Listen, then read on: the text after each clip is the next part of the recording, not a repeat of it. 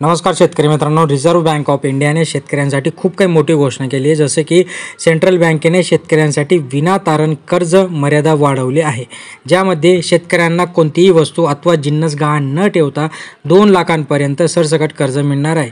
यापूर्वी ही मर्यादा 1,60,000 रुपये इतकी होती, तर 5 वर्षानंतर म्हणजे पुढच्या 5 वर्षानंतर या योजनेमध्ये बदल करण्यात येत असून याच्यासाठी शेतकऱ्यांना आपल्याला खूप काही मोठा फायदा होणार आहे। सविस्तरमध्ये आपण जाणणार आहे, त्यामुळे शेवटपर्यंत बघा, स्किप करू नका। अत्यंत महत्त्वाची माहिती तुम्हाला याच्यातून मिळणार आहे। सबस्क्राइब करा, लाईक करायला मुळीच नका विसरा। शासकीय ओळख आणि इतर महत्त्वाच्या कामांसाठी इतर कागदपत्रे शेतकऱ्यांना द्यावी लागणार असताना भारतीय रिझर्व्ह बँकेने छोट्या आणि अत्यल्प भूधारक शेतकऱ्यांच्या आर्थिक उन्नतीसाठी घोषणा केली असताना त्यामुळे अधिकाधिक शेतकऱ्यांना कर्जाचा लाभ घेता येणार आहे। आरबीआयच्या चलनविषयक धोरण समितीच्या बैठकीमध्ये हा निर्णय घेण्यात आला की ज्याच्यामध्ये कॉलॅटरल कर्ज हे मिळणार आहे। आता खाजगी आणि सहकारी दोन्ही बँकांकडून कॉलॅटरल कर्ज घेतले जाऊ शकते। यासाठी 10.50% अधिक व्याजदर असताना कोणत्याही मालमत्तेची हमी न देता तारणमुक्त कर्ज आपल्याला तिथे मिळणार आहे। आपल्याला काहीही गहाण ठेवायची गरज नाही।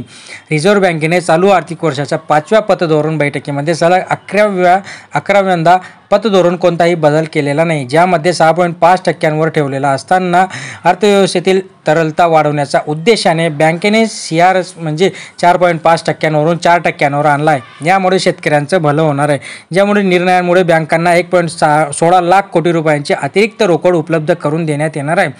सध्याची स्थिती पाहता, वाढती महागाई पाहता यावेळी आरबीआय आपल्या रेपो रेटमध्ये कपात करून सामान्यांना दिलासा देईल अशी आशा व्यक्त करताना मात्र रिझर्व्ह बँकेने जे काही रेपो रेट होते त्यामध्ये बदल केलेला नसताना घरासाठी वाहन खरेदीसाठी कर्ज घेतलेल्यांना यावेळी दिलासा मिळणार आहे, ज्यामध्ये शेतकऱ्यांना पीक लागवडीसाठी आणि बी बियाणे विकत घेण्यासाठी, भाज्या किंवा फळे विकण्यासाठी, जमीन विकत घेण्यासाठी या अंतर्गत कर्ज उपलब्ध करून देण्यात येते।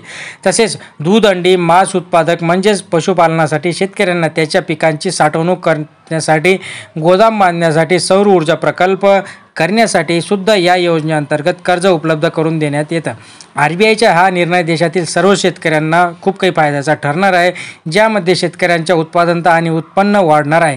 कर्जाचा विळख्यात सापडलेला आपला शेतकरी आणि शेतकऱ्यासाठी हा निर्णय महत्त्वाचा असणार आहे की ज्यासाठी या योजनेअंतर्गत शेतकऱ्यांना कोणत्याही प्रकारचं आपल्याला तारण ठेवायची गरज नसणार आहे। आणि ही जी योजना आहे, हे जे रिझर्व्ह बँकेने शेतकऱ्यांसाठी दिलासादायक निर्णय घेतला आहे त्यासाठी शेतकऱ्यांसाठी चांगलाच याच्यातनं फायदा होणार आहे। मित्रांनो, अशाच महत्त्वपूर्ण माहितीसाठी सबस्क्राईब करून ठेवा, लाईक करा, शेअर करा। धन्यवाद।